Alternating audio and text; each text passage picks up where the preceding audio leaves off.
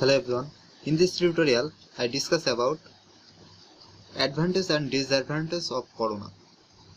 So corona has many advantages and disadvantages. First I discuss about advantage.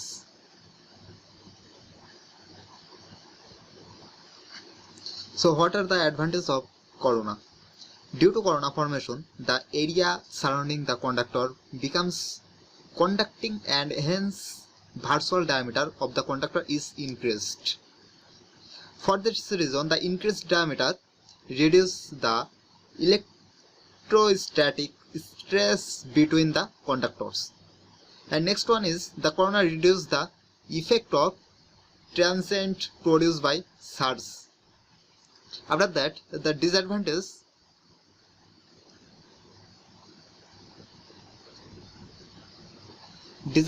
of corona.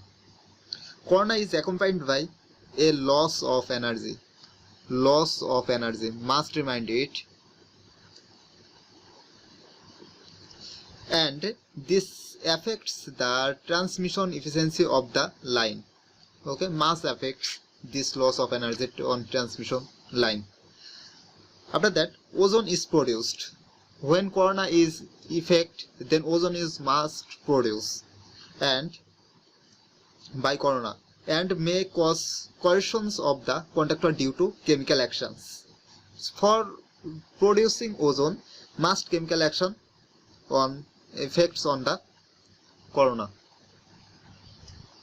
And then the next one is the current drawn by the line due to corona is non-sinusoidal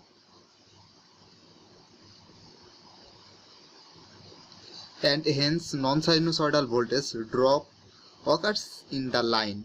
This may cause inductive interference with neighboring communication lines.